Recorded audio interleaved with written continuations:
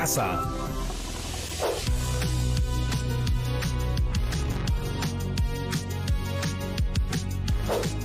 Hola, hola estudiantes de tercero de secundaria de todo el Perú. Yo soy Jonathan Hernández y esto es Aprende en Casa, el programa educativo del Ministerio de Educación.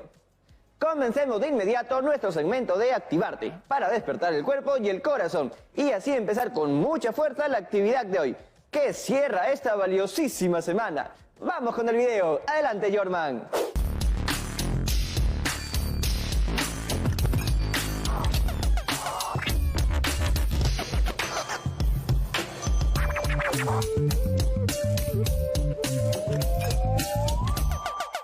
Gracias, Jonathan. Hola, chicas y chicos de tercero de secundaria. Mi nombre es Jorma y estamos aquí para activar nuestro cuerpo y nuestra mente, para juntos aprender mejor. Sí, muy bien. Entonces ven, acompáñenme. Comencemos, marcha en el lugar. Vamos, marchamos. Muy bien, poco a poco vamos aumentando la intensidad. Recuerda que estamos en casa. Y ahí aumentamos la intensidad. Arriba, la actividad física, respira. Muy bien, vamos, vamos, vamos, vamos, perfecto, excelente. Ahora vamos a realizar sentadilla con salto. Despego, sentadilla, despego, vamos, que sí puede. Arriba, estamos en casa, pero podemos hacer actividad física. Eso, 3 más, vamos. 1, 2, 3, muy bien, lo estamos haciendo bien. Ahora realicemos balanceos con golpe lateral. Nos balanceamos, ¡pum! Y extendemos, vamos. Ahí, un poco más de ritmo, vamos, más rápido. Fuerte. Golpea, golpea. Muy bien, bien, perfecto. Ahora vamos a realizar sentadilla y patada. Con precisión allí. Sentadilla, pateo. Vamos a hacerlo lento primero. Sentadilla, pateo. Ahora vamos aumentando el ritmo, ¿ok? Sentadilla, pateo. Vamos. 8. 1. 2. Vamos. 3. Vamos, vamos, vamos, vamos. 4. Arriba, que sí puede. 5. Vamos. 6. 7.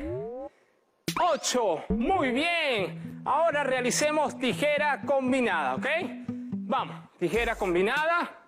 Vamos a hacerlo despacio. 2. 3. 4. 5.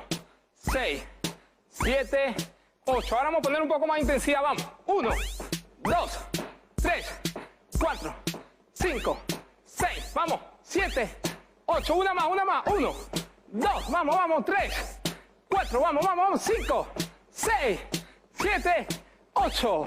Perfecto. Muy bien. Ahora vamos a realizar nuestras respiraciones.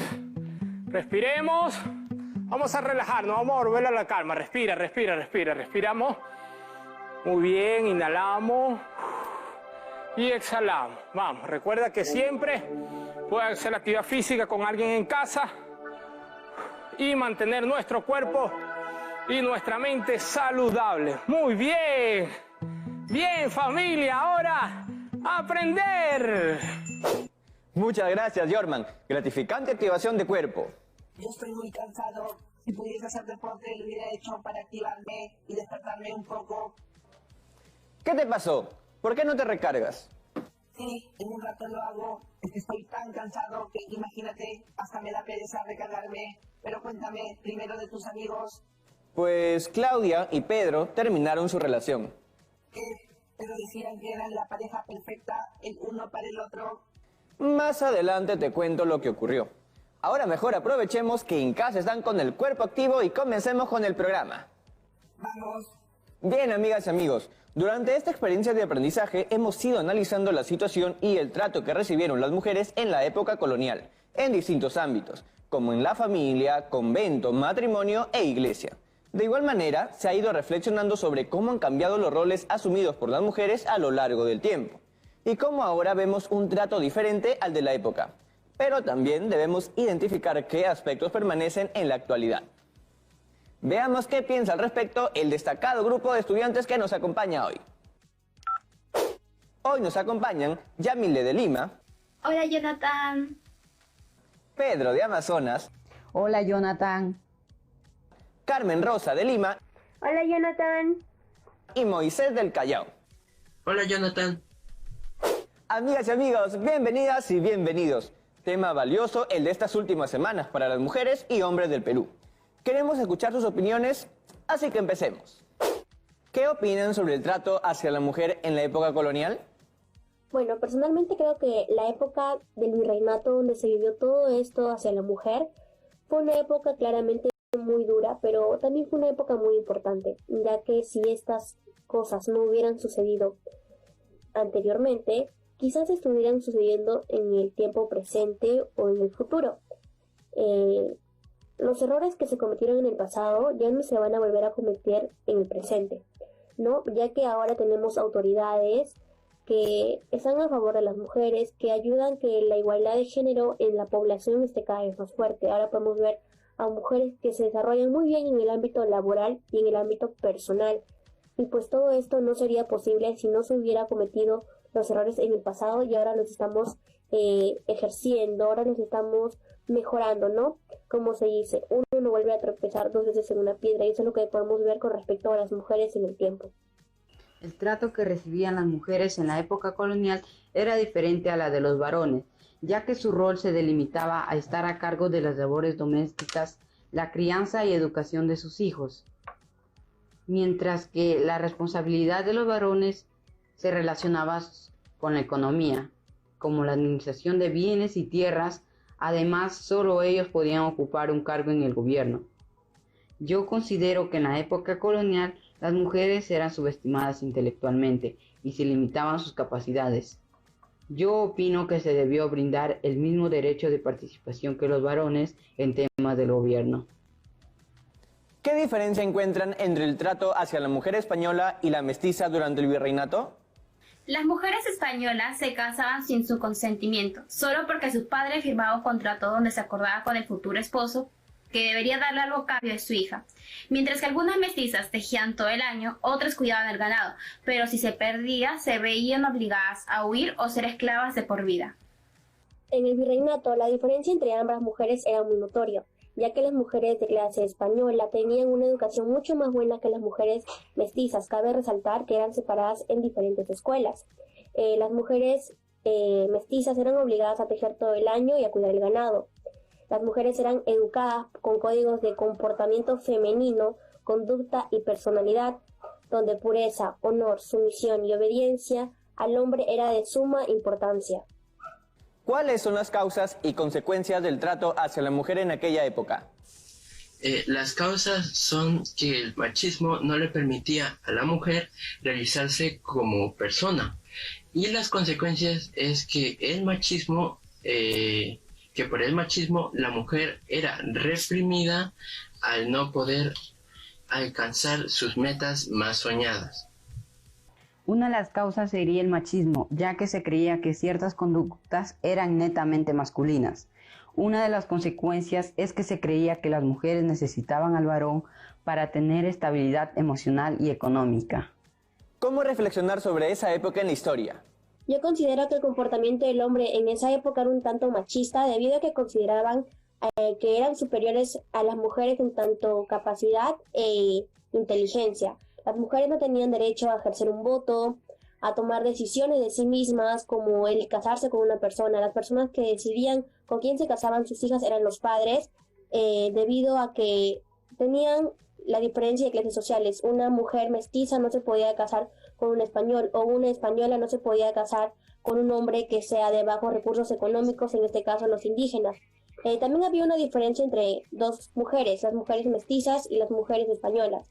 Las mujeres españolas tenían una educación mucho más avanzada y más compleja que las mujeres mestizas, que ellas estaban obligadas a tejer por años ropas, abrigos para las personas del nivel alto, y pues todo esto conlleva a que haya una gran diferencia entre las mujeres y los hombres, y otra diferencia entre las mujeres mestizas y las mujeres españolas. Yo opino que se puso mucho en contradicción la importancia de la mujer en esa época, ya que no conocían las capacidades que podía llegar a tener una mujer en tanto a lo que se refiere a educación, política y entre otras cosas. La época colonial no fue un buen tiempo para la mujer, ya que existía una desigualdad de género, donde el hombre era superior y la mujer debía ser sumisa y tener la misma ideología que ellos. ¿Cómo cambiar las situaciones que aún permanecen en la sociedad y que generan desigualdad entre hombres y mujeres? Podemos cambiar las situaciones dándole más protagonismo a las mujeres en todos los campos de la sociedad, sin subestimar sus capacidades. Si bien es cierto, las mujeres eran educadas para ser buenas esposas y su mayor propósito de vida era ser madre. Con el paso de los años esto ha ido cambiando. Sin embargo, en algunos países que aún se mantienen estos pensamientos machistas. Yo considero que se puede cambiar la mentalidad de las personas que aún mantienen estos ideales a través de la educación. Opino que una buena educación es fundamental para construir una mejor sociedad. Gracias, chicas y chicos. Interesante todo lo mencionado. Espero que en casa les haya ayudado a reflexionar y sacar sus propias conclusiones. Bien, Rebot, es hora de contar con la ayuda de la profesora Jessica. ¿Está ahí, profesora? Gracias por el pase, querido Jonathan. Cerramos la semana con esta actividad muy valiosa para mujeres y hombres de todas las edades.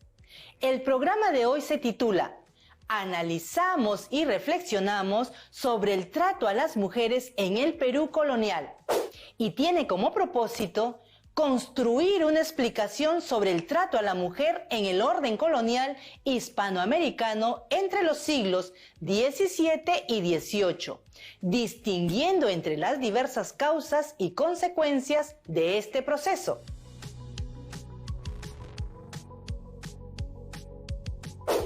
Además, debemos explicar los cambios y permanencias con respecto a la actualidad. La explicación debe realizarse a partir del análisis de diversas fuentes y mencionar las coincidencias y contradicciones de estas. Para ello, planteamos como reto, elabora un texto argumentativo sobre cómo fue el trato a las mujeres en la sociedad colonial. Recuerda usar los insumos de los programas anteriores para la redacción de tu producto final. Además, debes incluir tu reflexión sobre la siguiente pregunta. ¿Qué cambios y similitudes encuentras en el trato a la mujer en el Perú colonial con respecto a la actualidad?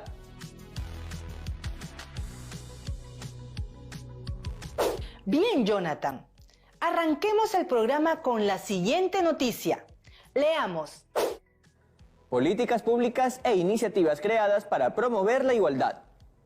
Podemos mencionar que en el 2017 se publicó la ley número 3079, que prohíbe la discriminación remunerativa entre hombres y mujeres. Y en el 2018, el Ministerio de Trabajo y Promoción del Empleo publicó la Guía de Igualdad Salarial. Además, existen algunas organizaciones que promueven el desarrollo de la mujer en el mundo laboral, como la Organización Internacional de Mujeres en Negocios, OWIT, la Asociación de Mujeres Batalla, AMUBA, y AEQUALES. Esta última es promotora del ranking PAR, el cual mide los avances de la equidad de género en las organizaciones.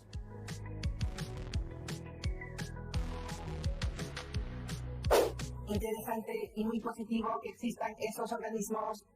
Así es. Si bien en los últimos 10 años se han dado avances en materia de igualdad de oportunidades entre hombres y mujeres en el ámbito laboral, todavía hay mucho camino por recorrer.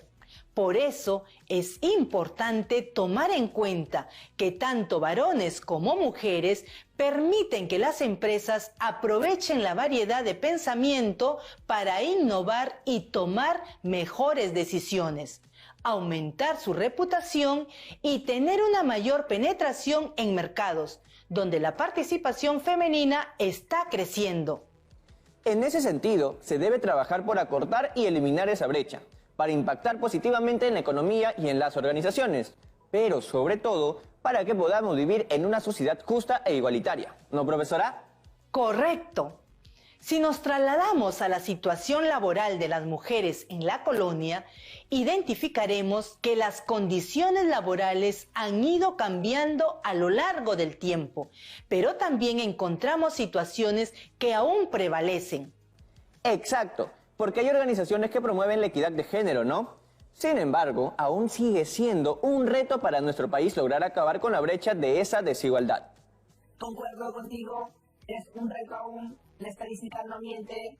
Jonathan, profesora, antes de continuar hablando de este tema, quiero recordarles cuáles son los criterios de evaluación para desarrollar la competencia. Construye una explicación sobre el trato a la mujer en el orden colonial hispanoamericano entre los siglos XVII y XVIII.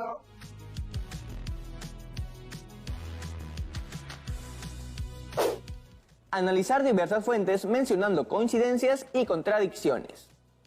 Distinguir entre las diversas causas y consecuencias considerando el contexto histórico. Explicar los cambios y permanencias respecto de la actualidad.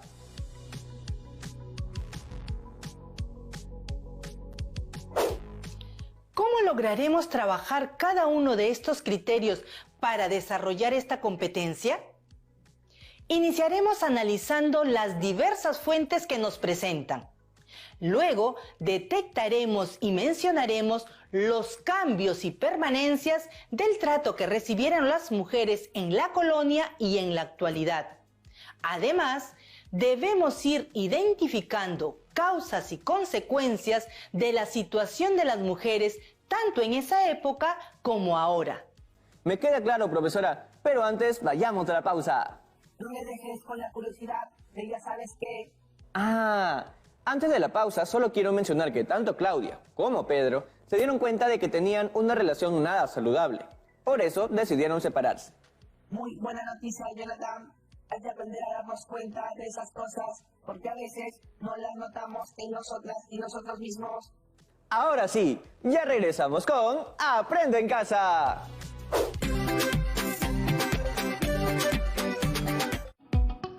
TV Perú. Muy pronto. Compartiendo con España por TV Perú. Estamos viendo Aprendo en Casa, secundaria.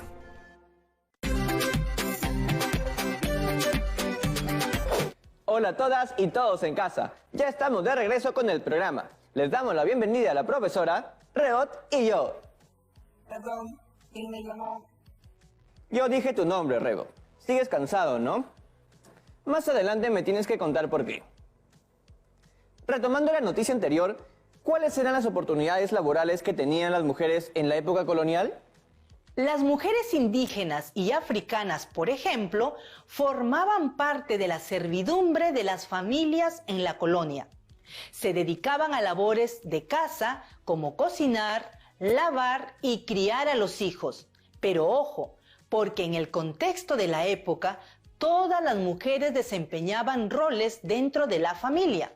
Leamos la siguiente fuente. Fuente A. Muchos españoles vivieron con las mujeres que estaban a su disposición, a su servicio como criadas. Algunas de ellas eran mujeres indígenas traídas desde lugares lejanos. Constituían parte del botín de guerra. Se continúa así la tradición ibérica de la servidumbre y se recrea el patrón patriarcal, la cabeza masculina y la red de criados. Fuente B.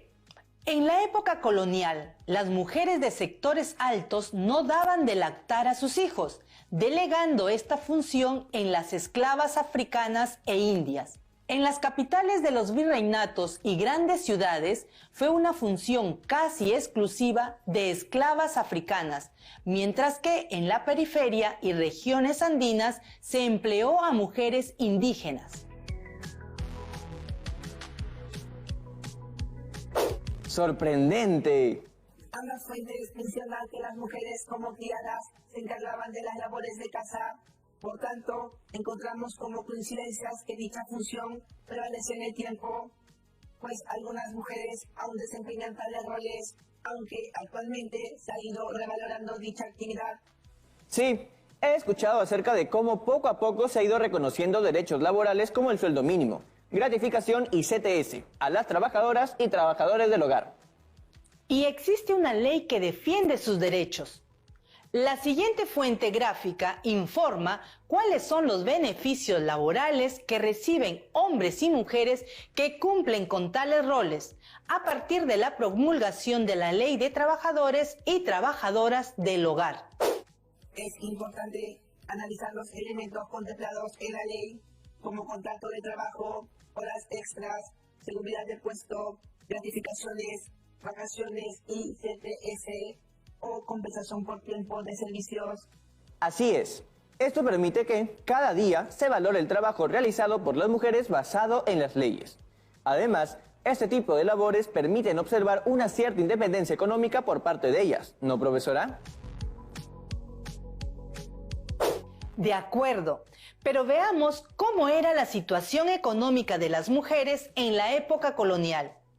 Es importante retomar el concepto de dote que utilizamos en los primeros programas, pues en el caso del matrimonio y convento, constituía el conjunto de bienes o dinero que era entregado al futuro esposo o a la congregación religiosa a la que iba a pertenecer la mujer.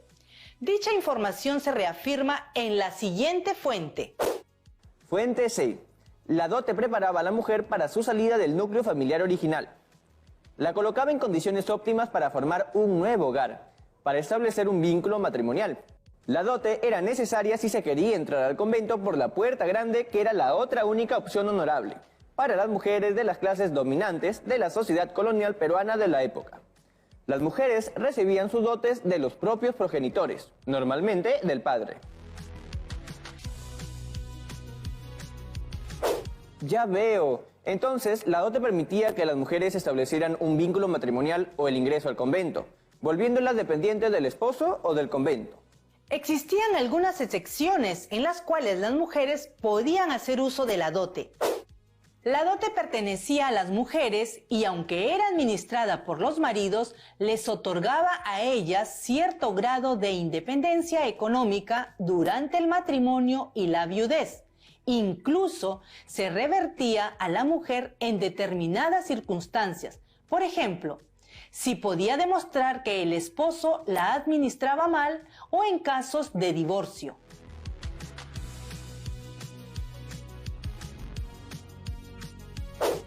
Está casi de más decir que actualmente no existe el sistema de dote. ¡Cierto! ¿Y qué otras actividades económicas desarrollaban las mujeres en la colonia, profesora? Bueno, realizaban actividades relacionadas con el comercio, parto o confección de prendas de vestir, entre otras. La sociedad virreinal se caracterizaba por ser estratificada, es decir, una sociedad de clases según la procedencia étnica y condición social, pero esas labores las realizaban todo tipo de mujeres. La siguiente fuente lo menciona. Fuente E. Hubo otras actividades económicas mucho menos prestigiosas en las que las mujeres españolas estuvieron involucradas y en las que se mezclaron con mujeres procedentes de otros grupos. La producción de alimentos, como pan y bizcochos, fue una de ellas. Las panaderías solían estar a cargo de españolas, y en algunos casos de mulatas y negras que debían supervisar el trabajo de esclavas negras e indias. Entre las parteras y curanderas también hubo mujeres hispanas, lo mismo que entre bordadoras y costureras de la ciudad. Además de las actividades mencionadas, el historiador Luis Bustamante menciona los beneficios que generaba la actividad de las vendedoras en las calles. Como la autonomía no eran vigiladas con el control patriarcal, ellas trabajaban en chinganas, pulperías y chicherías.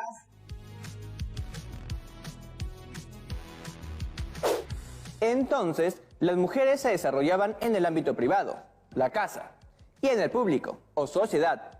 Hoy también se reparten entre los quehaceres domésticos y los de su trabajo, pues se necesita el ingreso económico de ellas, ¿no?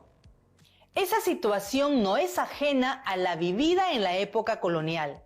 Las mujeres que trabajaron, incluso algunas tuvieron hasta 2 empleos, debieron compartir las labores propiamente domésticas y el manejo del hogar con el trabajo realizado fuera de su vivienda. Esto ocurría hasta con las mujeres que gozaban de mayor solvencia económica. Mis archivos digitales me indican que las mujeres tenían que llevar sus actividades dentro de sus hogares para poder hacer las labores domésticas y comerciales a la vez. Buena estrategia. ¿Y se les permitía participar en el ámbito político? Leamos la fuente G. A ver, La legislación española prohibía la participación de mujeres en cargos públicos, así como participar en las cortes sin permiso de sus maridos, aunque siempre era posible que las mujeres apelaran a la autorización judicial. La segregación femenina en el espacio público de la ciudad tuvo su propia racionalidad de acuerdo a las distintas actividades urbanas. Recordemos que en nuestra historia peruana, las mujeres recién accedieron al derecho a voto en la década del 50 y luego, poco a poco y con mucho tesón, fueron ocupando cargos públicos. Veamos la fuente H. Fuente H. Los profundos cambios originados durante la Revolución Industrial y la Revolución Francesa en 1789 posibilitaron que las mujeres impusieran la premisa de que todos los seres humanos tienen los mismos derechos y obligaciones.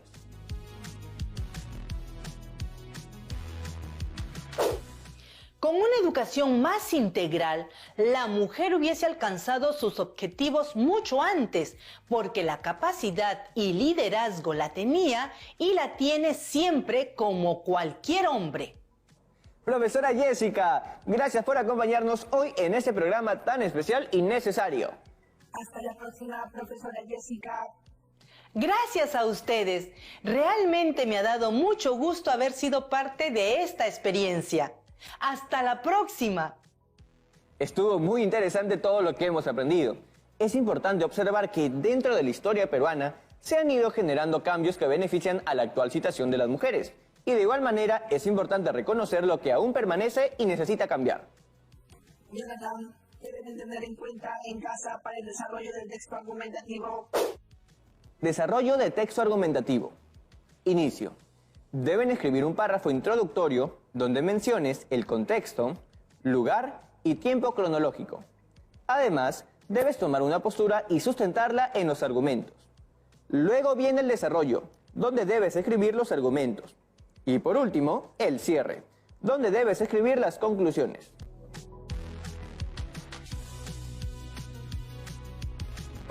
Bien, el día de hoy, ¿qué hicimos? Analizamos y reflexionamos sobre el trato a las mujeres en el Perú colonial. Ahora te toca a ti. Finaliza tu texto argumentativo sobre este tema y recuerda usar los insumos de los programas anteriores para la redacción. Además, debes incluir tu reflexión sobre la siguiente pregunta. ¿Qué cambios y similitudes encuentras en el trato a la mujer en el Perú colonial con respecto a la actualidad?